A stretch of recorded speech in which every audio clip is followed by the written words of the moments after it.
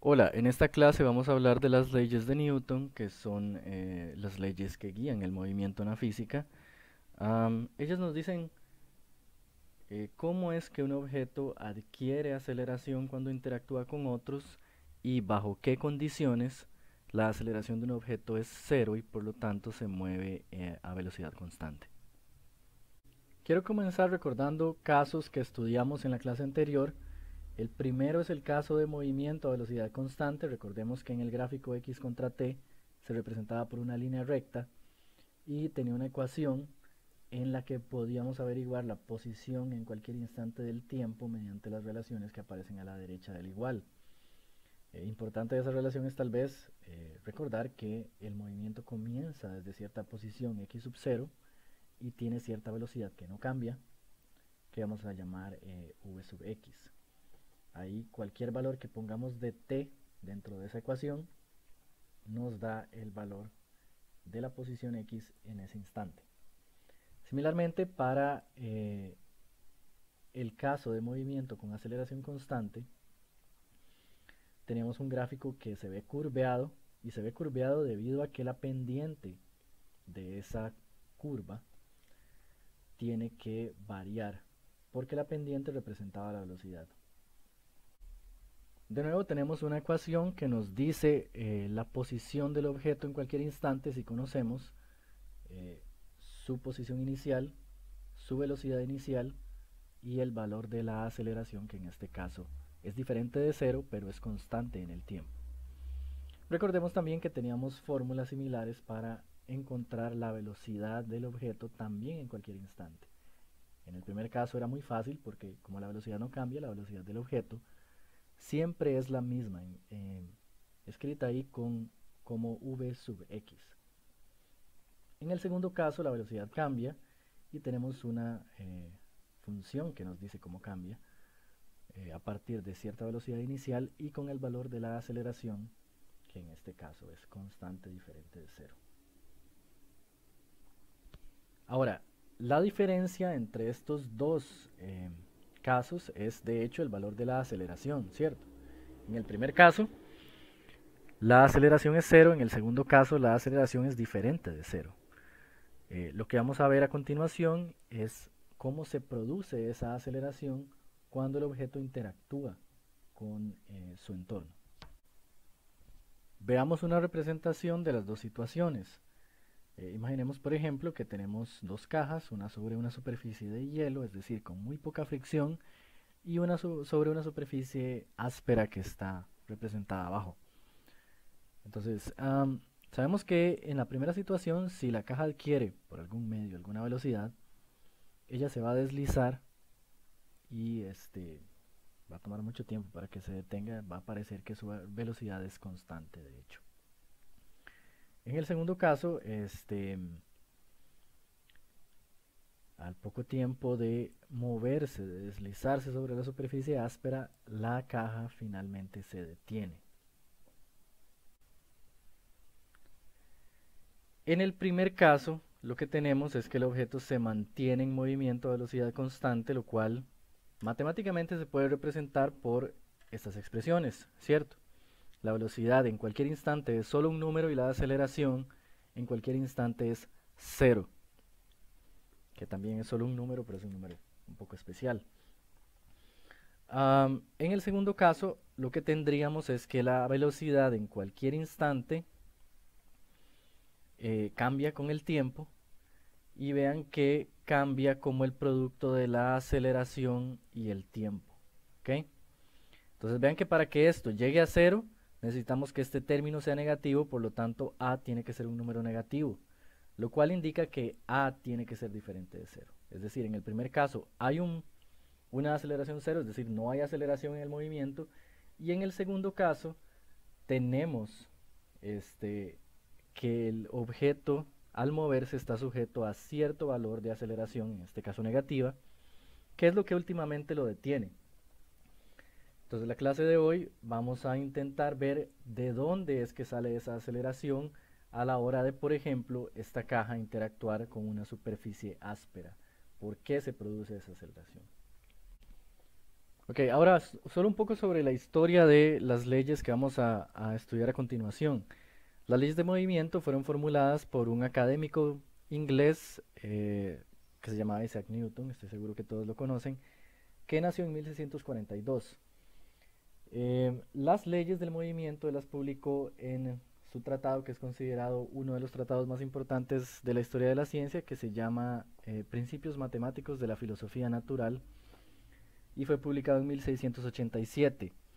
En ese tratado, no solo él desarrolla todos los métodos para analizar el movimiento usando herramientas matemáticas, sino que desarrolla las herramientas matemáticas y específicamente el cálculo diferencial en ese mismo libro.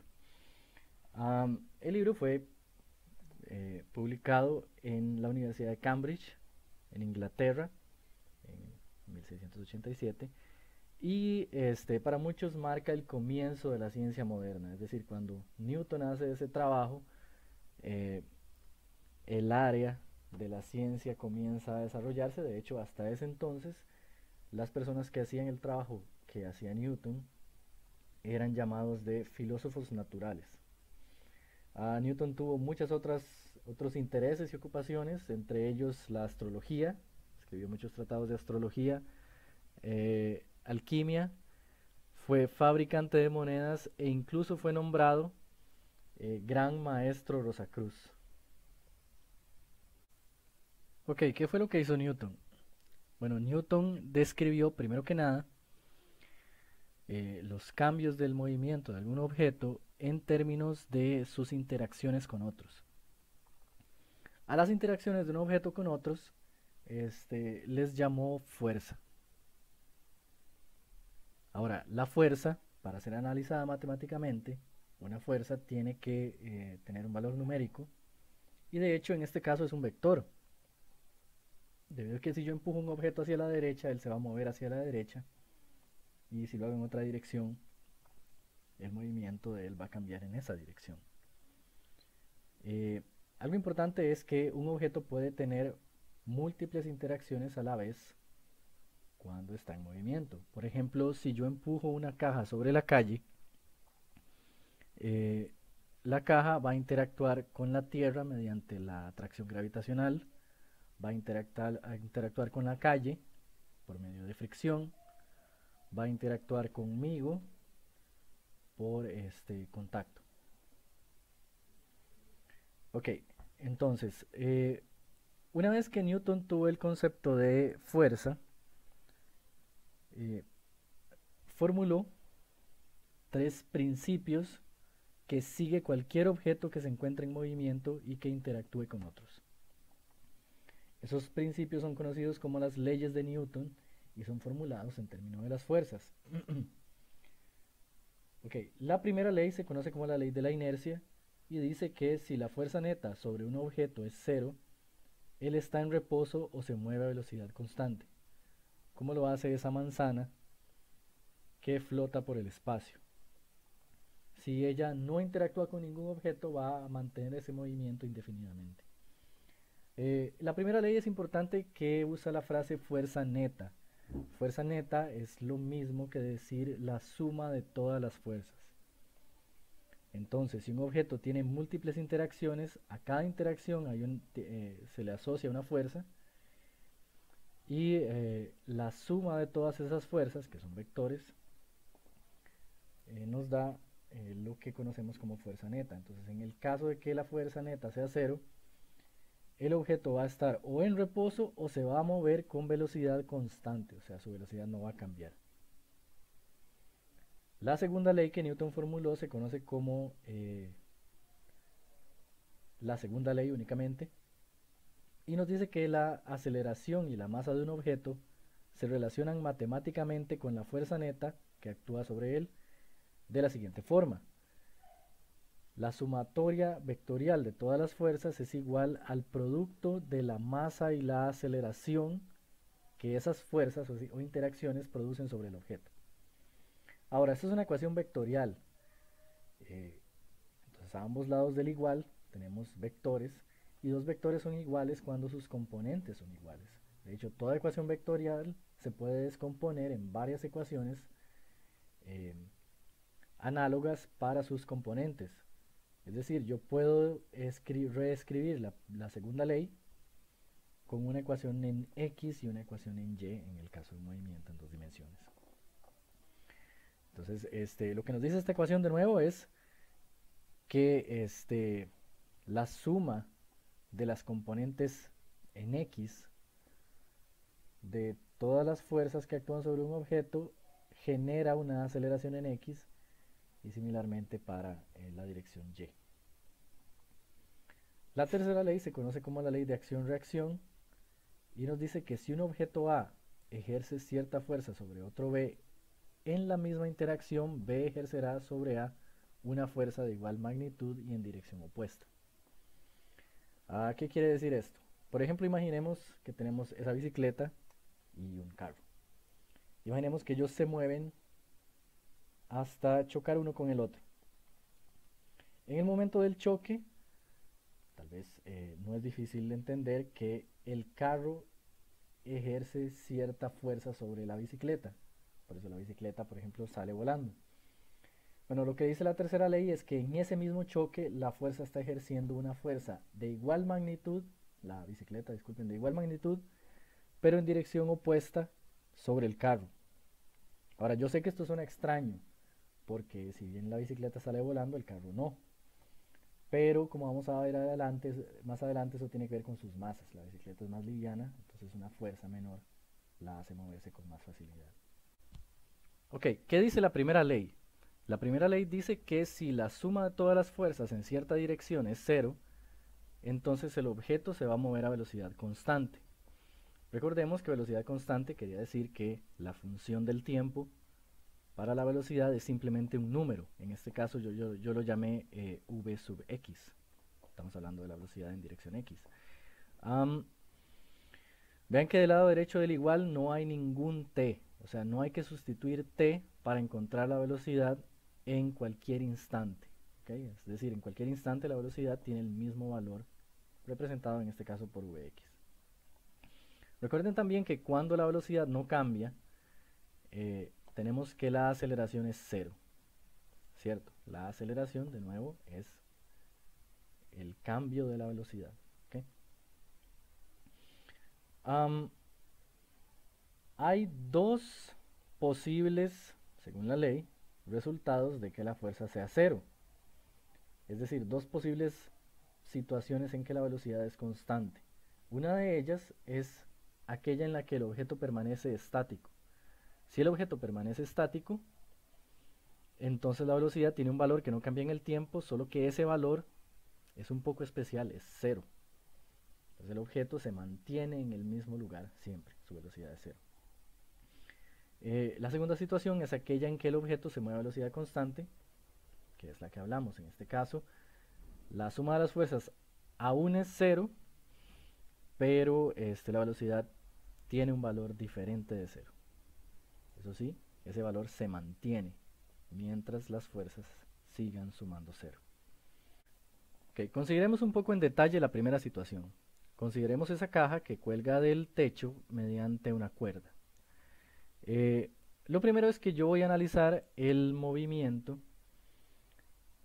en dirección vertical, porque yo sé que, por ejemplo, si yo cortara la cuerda, la caja caería hacia abajo, ¿cierto? Entonces lo que me interesa son las fuerzas sobre el eje Y.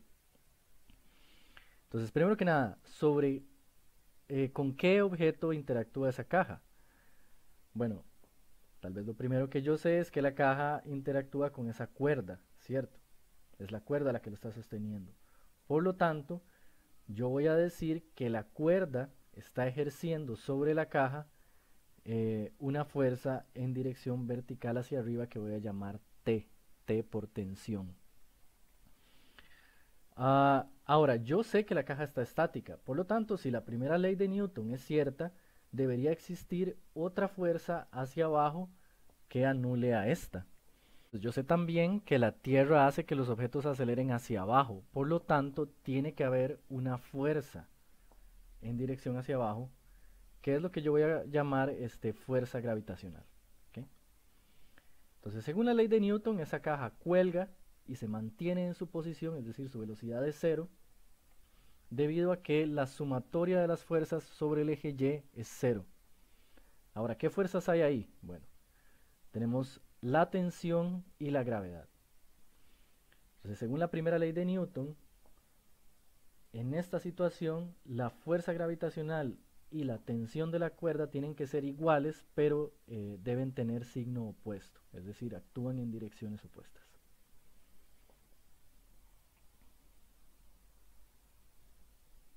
Consideremos ahora la situación de velocidad diferente de 0. Imaginemos, por ejemplo, que dos personas empujan una caja a 5 metros por segundo. Y durante todo ese recorrido que vemos, la caja mantiene esa velocidad de 5 metros por segundo. Bueno, veamos entonces por un momento la situación, congelemos el tiempo. Vemos que esa caja, si ignoramos la interacción con el suelo, es decir, vamos a decir que la fricción con el suelo es mínima, es despreciable. Vemos que la caja interactúa solo con dos otros objetos, con la mujer que empuja hacia la derecha y el hombre que empuja hacia la izquierda. Eso quiere decir que la mujer está ejerciendo sobre la caja una fuerza que yo voy a llamar F sub m. Y al mismo tiempo el hombre está ejerciendo sobre la caja una fuerza que yo voy a llamar F sub h. Si la caja de verdad se mueve a 5 metros por segundo, es necesario, según la primera ley del movimiento, que la sumatoria de esas fuerzas sea igual a 0. Entonces, ¿cuántas fuerzas hay sobre la caja? 2. Entonces esa sumatoria sería Fm más Fh, y eso tiene que dar 0. Por ende, si esa caja de verdad se mueve a 5 metros por segundo, la fuerza que le aplica la mujer a la caja tiene que ser igual que la fuerza que el hombre le está aplicando, pero con signo opuesto.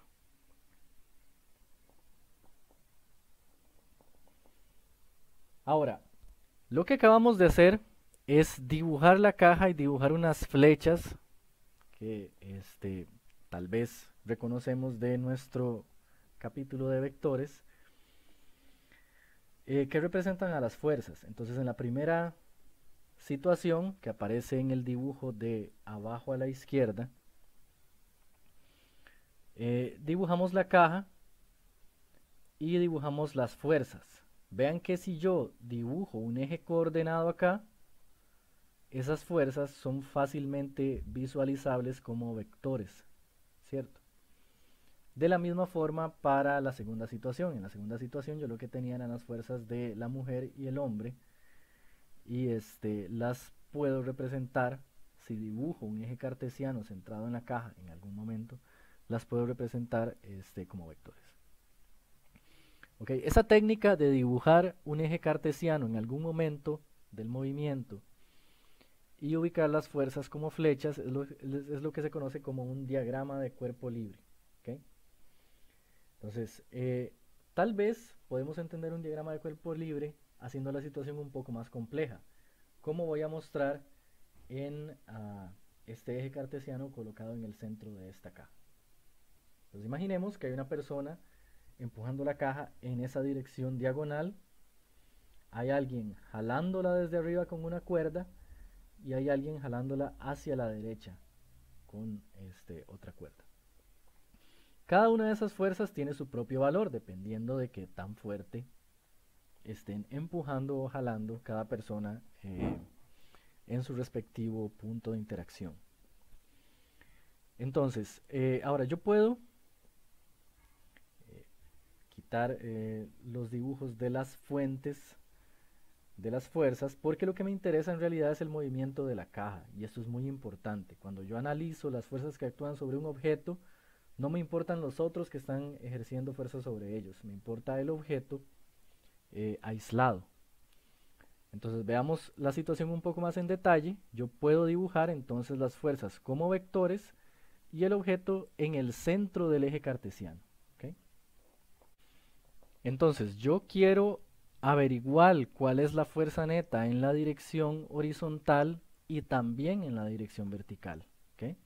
Esa es la utilidad de estos diagramas. Voy a comenzar con la dirección X horizontal. Entonces, en X, vean que yo tengo dos vectores que actúan en esa dirección. El primero es la componente X de F1, debido a que es un vector que está inclinado, es decir, ese vector tiene componentes X y Y. La componente X de F1 se calcula con la magnitud y el coseno del ángulo, recuerden que es el ángulo que forma con la parte positiva del eje X, por lo tanto, ese ángulo va a ser 90 más zeta. Y también tengo F3, ¿ok?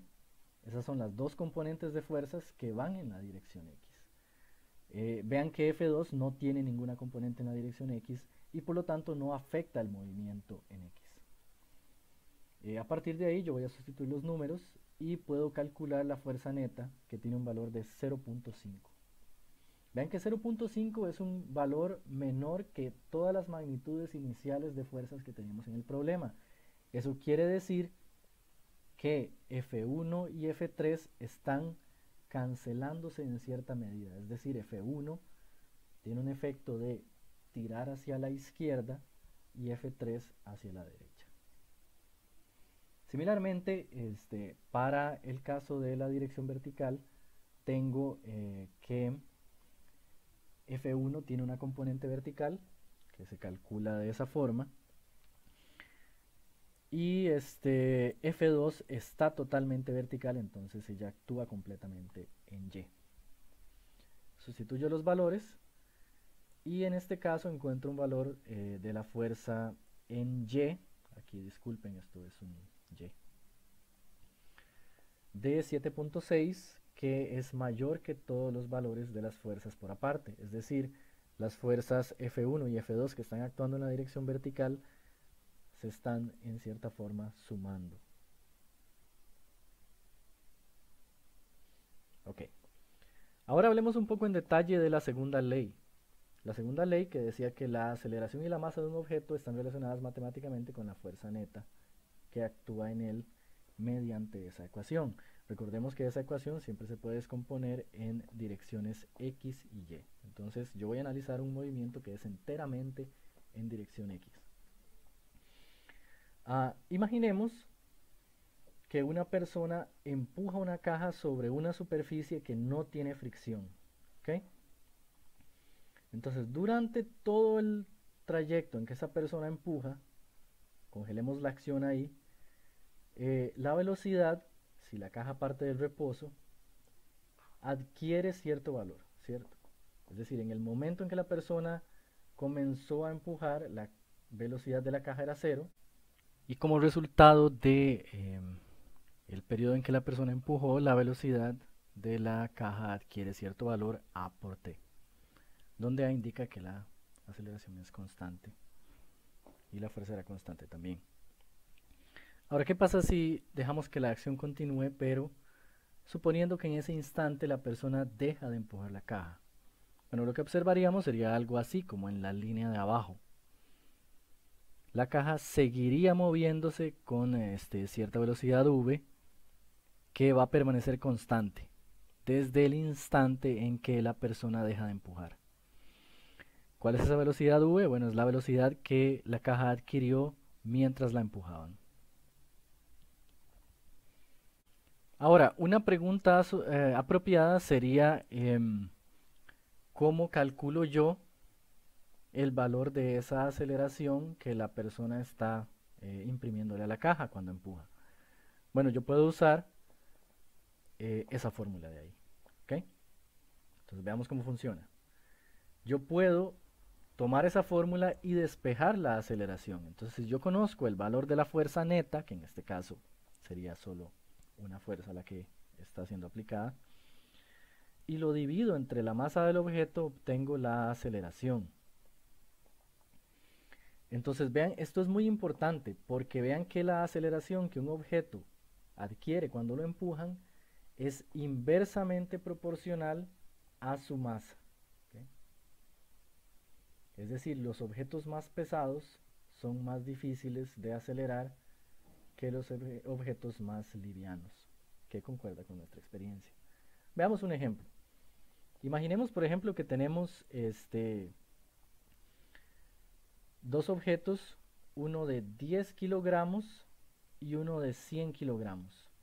Escribimos la segunda ley para cada uno con una fuerza igual aplicada. ¿Okay? Entonces decimos que, por ejemplo, la misma persona está empujando los dos objetos en situaciones aparte.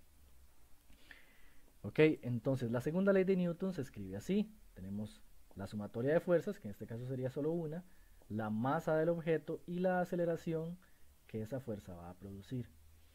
Para averiguar el valor de la aceleración, simplemente despejo las fórmulas y veo que para el objeto liviano la aceleración va a ser 5/10, pero para el objeto de 100 kilogramos la aceleración va a ser 5/100. Y claramente obtenemos aceleraciones que difieren en 10 veces. Es decir, la aceleración que adquiere el objeto liviano sometido a la misma fuerza es 10 veces mayor que la que adquiriría un objeto más pesado. Ok, tomemos ciertos valores de las cantidades involucradas para ver bien cómo es que esto funciona. Imaginemos, por ejemplo, que queremos saber cuál es la velocidad que la caja adquiere después de que la persona la empuja. Supongamos también que la persona empuja con una fuerza constante de 5 newton, que la caja tiene una masa de 3 kilogramos y que el tiempo durante el cual la persona empuja es 10 segundos. Vean una cosa, primero que nada, consideremos que si la fuerza es constante, y nos fijamos en esta ecuación, si este lado no cambia en el tiempo de la ecuación, este tampoco puede cambiar, son números iguales. Entonces si la fuerza es constante, la aceleración tiene que ser constante. Ok, comencemos calculando la aceleración usando la segunda ley de Newton, de hecho usando esta ecuación. Despejando, yo puedo escribir que la aceleración que se le aplica a esa caja durante todo el proceso en que se empuja es de F sobre M, la fuerza sobre la masa. Si yo sustituyo esos valores y realizo la división, obtengo un valor para la aceleración de 1.7 metros por segundo cuadrado. Ahora, yo sé que esto es un proceso en el que la caja acelera con aceleración constante debido a que la fuerza es constante. Entonces puedo usar la fórmula de la velocidad para el caso en que un objeto está sujeto a una aceleración constante. Vean que la velocidad inicial que aparece ahí en rojo es 0, porque el objeto parte del reposo. Y mientras yo lo empujo, esa persona lo empuja, adquiere cierta velocidad. Entonces yo sé cuál es el valor de la aceleración calculado en la parte anterior, 1.7, y sé que esa aceleración actúa sobre la fuerza durante 10 segundos. Por lo tanto, la velocidad final al realizar el producto que implica esa fórmula es 17 metros por segundo. Ok, ahora supongamos que hay dos fuerzas actuando sobre la caja.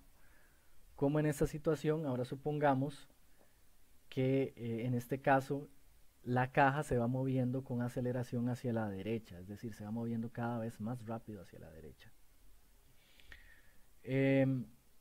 Veamos la situación. Para que esto se dé, la sumatoria de fuerzas no puede ser 0, ¿cierto? Porque si la sumatoria de fuerzas fuera 0, la aceleración también tiene que ser 0. Entonces, para que haya aceleración hacia la derecha es necesario que la fuerza que aplica la mujer sea mayor que la fuerza que aplica el hombre. Tomemos ciertos valores. Por ejemplo, digamos que la mujer empuja hacia la derecha con una fuerza de 5 newton y el hombre empuja hacia la izquierda con una fuerza de 3 newton. La pregunta sería, ¿cuál es la aceleración? Bueno, también supongamos que la caja tiene una masa de 3 kilogramos. Entonces, de nuevo, la aceleración es igual a la sumatoria de todas las fuerzas dividida entre la masa. Ahora, ¿cuáles son todas las fuerzas? Son dos. Solo que tienen direcciones opuestas. Entonces, la fuerza que ejerce la mujer tiene signo positivo, 5 newton, y la fuerza que ejerce el hombre tiene signo negativo y es de 3 newton.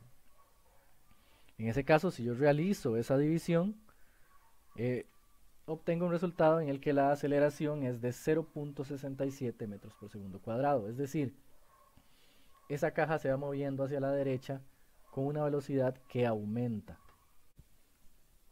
¿Qué hay de la tercera ley? La tercera ley decía que si un objeto A ejerce cierta fuerza sobre otro, B, en la misma interacción B ejercerá sobre A una fuerza de igual magnitud y en dirección opuesta. Supongamos que nuestro objeto A va a ser la caja pequeña que está a la izquierda y nuestro objeto B va a ser la caja grande que está a la derecha. Démosle cierto valor a sus masas, por ejemplo 5 kilogramos para la pequeña y 12 kilogramos para la grande. Supongamos también que les aplicamos a la izquierda de la caja pequeña, le aplicamos una fuerza de 10 newton. Ahora, un pequeño paréntesis. Veamos que esas dos cajas están en contacto y en ese contacto va a haber fuerzas, están interactuando. Siempre que hay contacto hay interacción y por lo tanto hay fuerza. La tercera ley lo que nos dice es que al estar en contacto, si yo me fijo solo en la caja pequeña, yo voy a encontrar una fuerza que voy a llamar F sub BA, es decir, de B sobre A, que tiene signo negativo, o sea, actúa hacia la izquierda. Ahora, si yo me fijo en la caja que está a la derecha, yo voy a encontrar, debido a la interacción, una fuerza que tiene igual magnitud, pero en dirección opuesta. Ok, entonces vamos a intentar calcular la aceleración de ambas cajas. Vean que si yo las empujo y se mueven juntas, eso quiere decir que ambas están sujetas a la misma aceleración. Para la caja A, yo tengo que la fuerza total en la dirección horizontal, X, va a ser de 10 newton menos la fuerza por el contacto con la caja grande. Y eso tiene que ser igual a su masa por la aceleración de ambas. Similarmente, para la caja B, vean que en el caso de B, la única fuerza que actúa directamente sobre ella, y esa es la única que nos importa incluir en las leyes de Newton, por eso aislamos cada objeto antes de plantear la ecuación, la única fuerza sería FAB o BA. Y entonces del otro lado eso tiene que ser igual a la masa por la aceleración, que es igual para ambas. Trabajemos en la ecuación de la izquierda. Para resolver esta ecuación, vean que yo no conozco FAB. Sin embargo, de la ecuación de la derecha, yo sé que puedo escribir FAB en términos únicamente de la masa de la caja grande y la aceleración. Y como ambas fuerzas son iguales, yo la puedo sustituir en esa ecuación. Es decir, yo puedo decir que la ecuación de la izquierda, al combinarla con el análisis de la caja de la derecha, me da esa expresión, donde FAB está sustituido por 12, que es la masa de la caja grande, por la aceleración, y tiene un signo negativo. A partir de acá, vean que yo solo tengo números y la variable A, entonces yo puedo despejarla. Comienzo con los pasos pertinentes y al final obtengo esa ecuación. Termino de despejar A y la aceleración tiene un valor de 0.59 metros por segundo al cuadrado. Una cosa que es importante notar acá es que sobre la caja pequeña actúan dos fuerzas, la de 10 newton y menos FBA. Por lo tanto, el valor de la fuerza neta sobre esta caja va a ser menor, debido a que esas fuerzas son opuestas, que el valor de la fuerza neta sobre la caja grande, que es únicamente FBA. Por lo tanto, yo tengo una fuerza neta menor aplicada en esta caja con respecto a esta otra. ¿Okay? Ahora, una fuerza menor sobre una masa menor puede producir cierta aceleración. Y para igualarla, en una masa mayor necesito que la fuerza que opera sobre ella sea mayor. Entonces vean que en este caso nuestro resultado tiene sentido. Hay una fuerza menor sobre la caja pequeña que necesita menos fuerza para acelerarse, y hay una fuerza mayor actuando sobre la caja grande que por su masa necesita una fuerza mayor para alcanzar esa aceleración que tenemos ahí. Ok, ahora hablemos un poco sobre los tipos de fuerza. Vean que hasta ahora solo hemos dado valores de la fuerza sin explicar qué tipo de fuerza es. Hay muchos tipos de interacciones que un objeto puede tener con otros. Por ejemplo, cuando se desliza sobre una superficie, la interacción es por fricción. Cuando yo la empujo, la interacción es por contacto. Cuando cae, la interacción es por una atracción gravitacional, etc. Entonces hay muchos tipos de fuerza que están ya definidos y son muy útiles para atacar los problemas. Comencemos con estos dos. La primera fuerza que me interesa es la tensión. La tensión se le llama a la fuerza que ejerce una cuerda que se usa para tirar de un objeto, para jalarlo. Entonces, por ejemplo, en la situación de la izquierda, yo sé que debido a que hay una fuerza gravitacional hacia abajo y el objeto no se mueve, tiene que haber una fuerza que la cancele hacia arriba. Esa es la fuerza que yo llamé tensión y tiene una propiedad muy importante. La tensión siempre apunta alejándose del objeto, nunca apunta hacia el objeto, y siempre tiene dirección a lo largo de la cuerda. Es decir, una cuerda nunca puede ejercer una fuerza que apunte hacia el objeto, debido a que si yo intento empujar algo con una cuerda no lo voy a lograr, ¿cierto? La tensión tiene una propiedad muy importante, que es que si yo tomo esta caja y la empiezo a jalar para abajo, aumentando la fuerza hacia abajo, la cuerda se adapta, es decir, la cuerda aumenta la tensión para mantener la caja estática. Obviamente llega un punto en que tal vez la cuerda se reviente, ¿verdad? La segunda fuerza que me interesa destacar es la fuerza normal. Vean que no hemos hablado, por ejemplo, de una situación en que un objeto está colocado como esta caja sobre una mesa. Yo sé que todo objeto que esté cerca de la Tierra está sujeto a una fuerza gravitacional hacia abajo, que es la que produce la aceleración gravitacional G. Ahora, ¿por qué este objeto no se mueve? Según la primera ley de Newton, para que no se mueva, tiene que haber una fuerza de igual magnitud, pero que apunte hacia arriba. Bueno, esa fuerza tiene lugar en el contacto entre la caja y la mesa, y es la que se conoce como fuerza normal. Siempre que hay un objeto colocado sobre una superficie, la fuerza normal aparece, y la fuerza normal tiene una propiedad muy importante que es primordial recordar siempre, y es que tiene dirección perpendicular a la superficie que la genera. Entonces, esta caja está sobre la superficie de la mesa, por lo tanto la fuerza normal tiene que ser perpendicular a la mesa. Vean por ejemplo otra situación. Imagínense que la caja está colocada sobre una rampa. Bueno, en ese caso, la fuerza gravitacional siempre actúa hacia abajo, de nuevo, pero vean que la fuerza normal no actúa hacia arriba, sino que actúa en dirección perpendicular a la superficie de la rampa. Esto es lo que hace que, en general, la caja pueda resbalarse, ¿cierto? Porque la fuerza normal no es capaz de anular completamente la acción de la gravedad. El otro tipo de fuerza que es importante entender es lo que conocemos como la fuerza de fricción.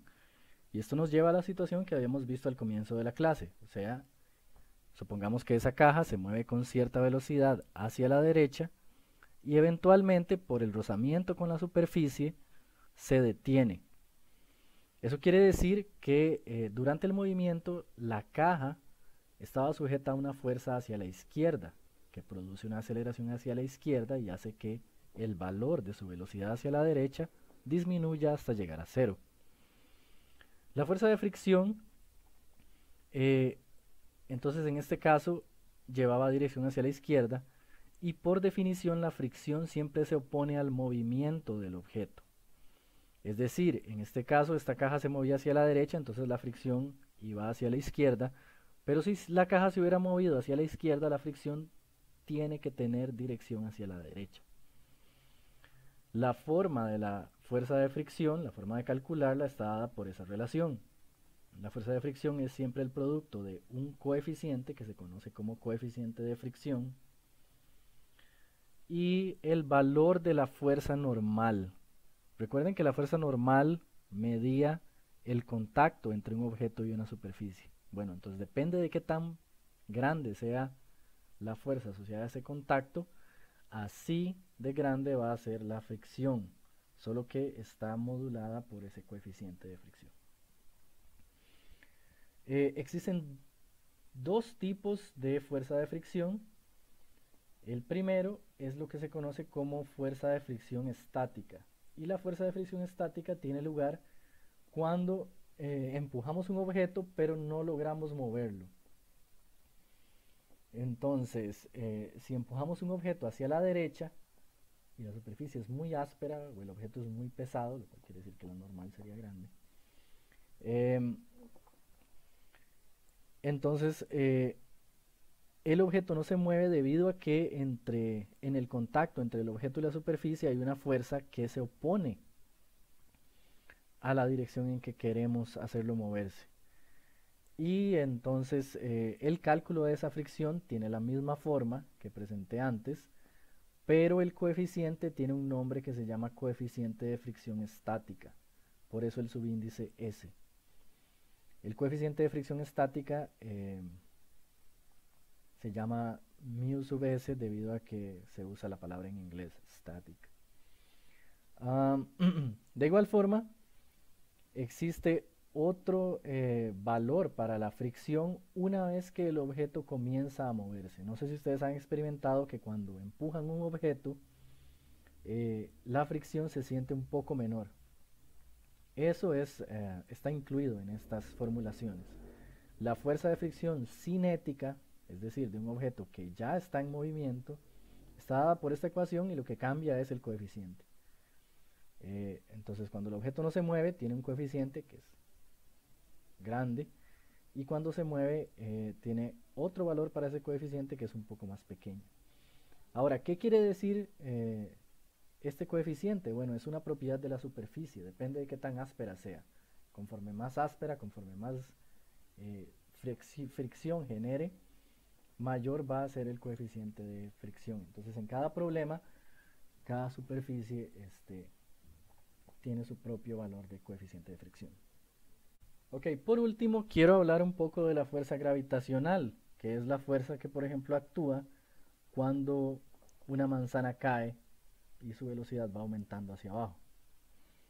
Se supone que esto fue lo que inspiró a Newton a formular sus leyes.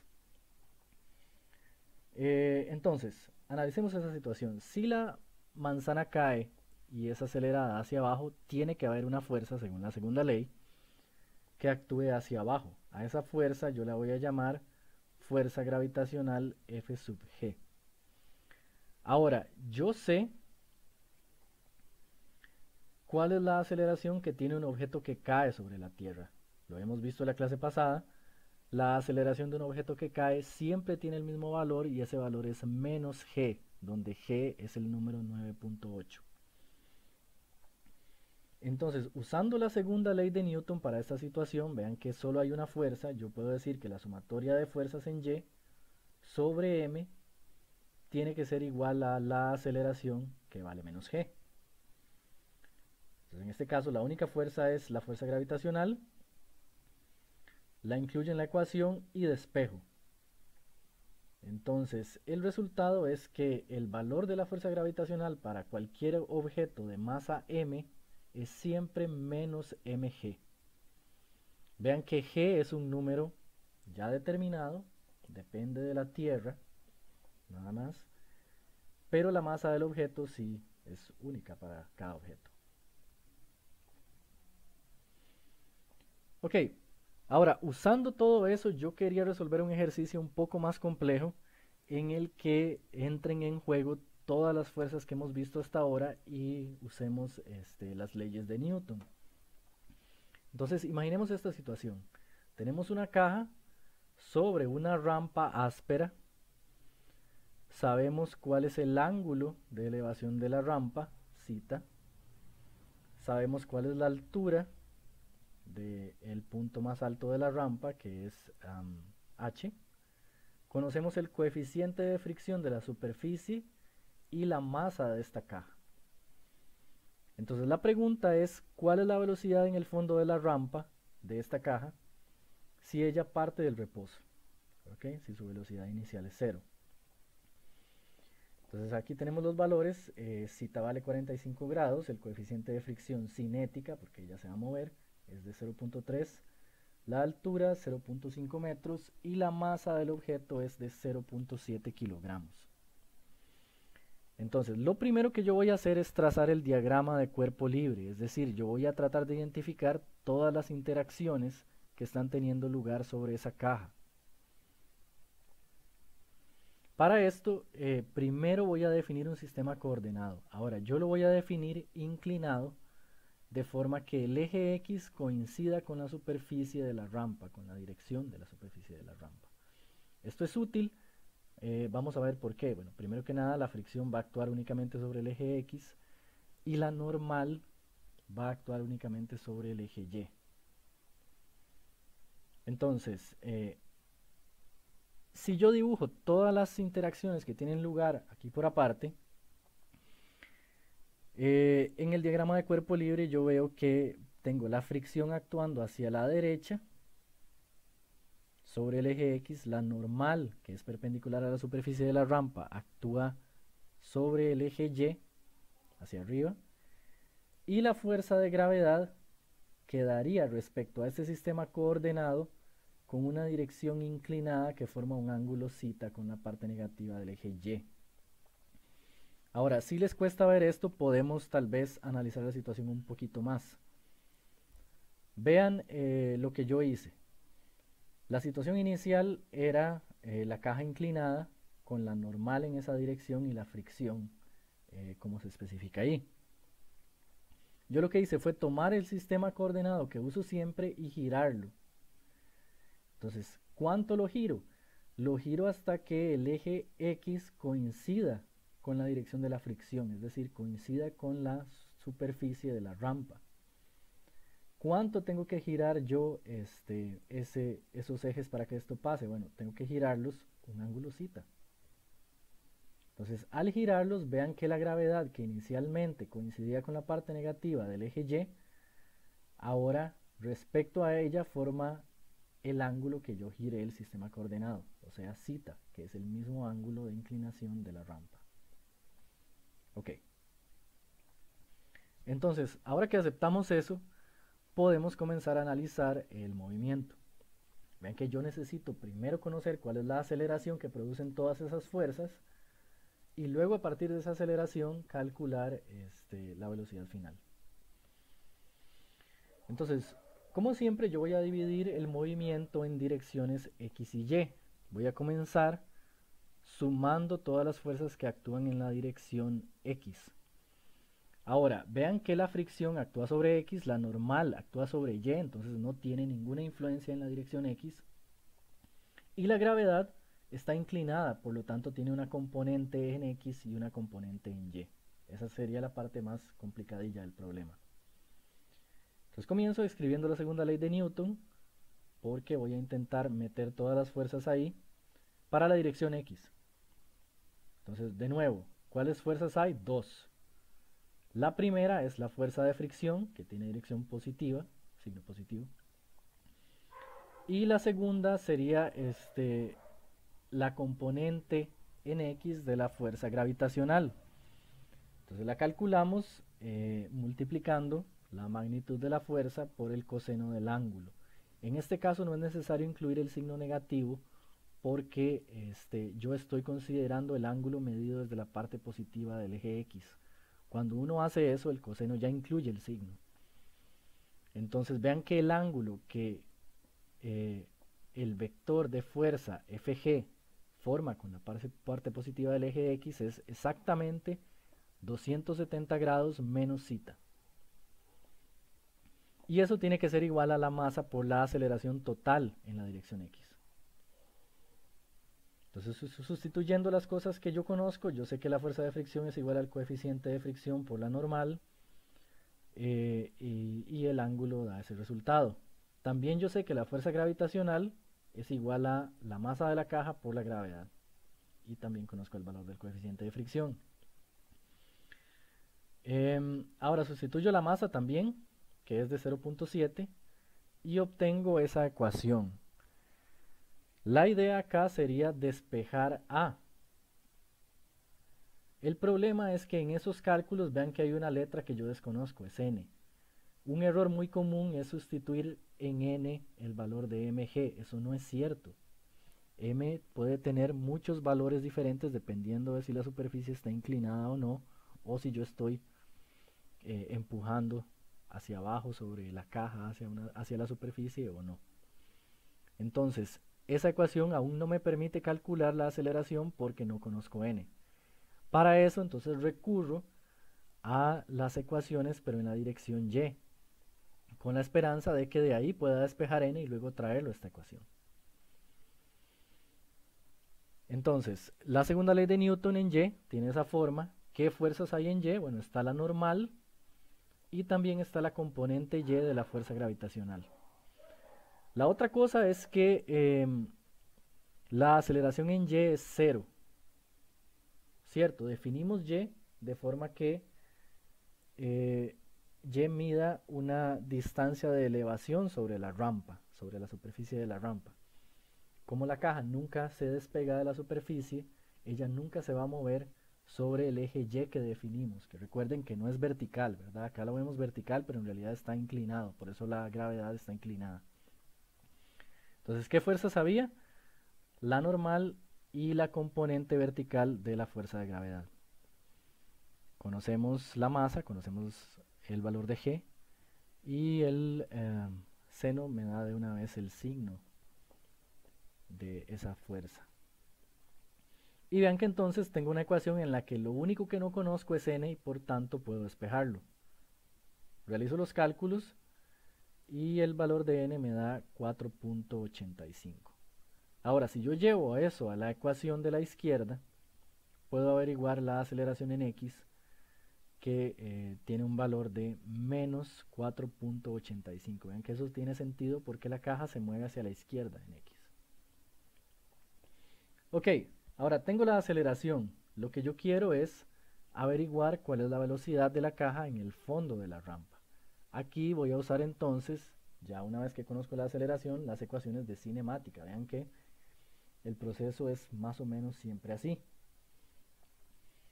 Entonces, la fuerza en x es constante, por lo tanto la aceleración es constante.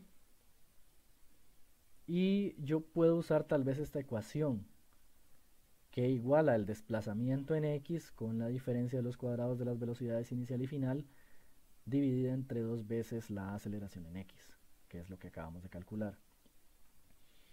Ahora, para usar esta ecuación yo necesito saber cuánto se desplaza la caja en x, es decir, sobre la superficie de la rampa. Básicamente eso sería la medida total de la longitud de la superficie de la rampa.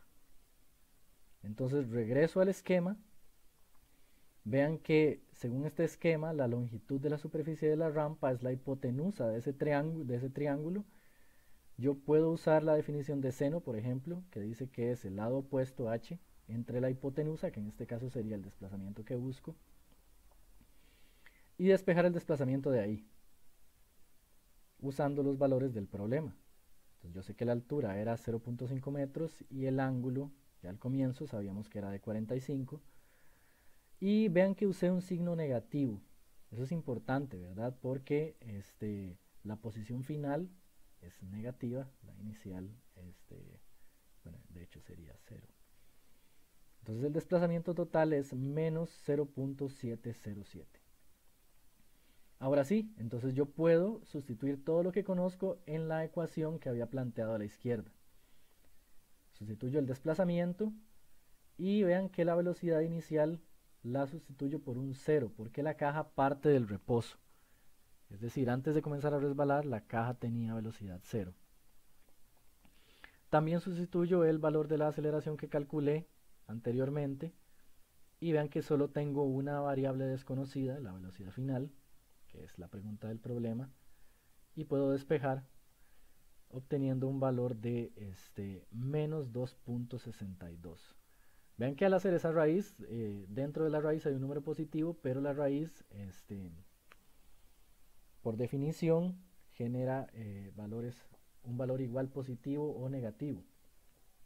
Escojo el negativo porque yo sé que esta caja se está moviendo hacia la izquierda en X.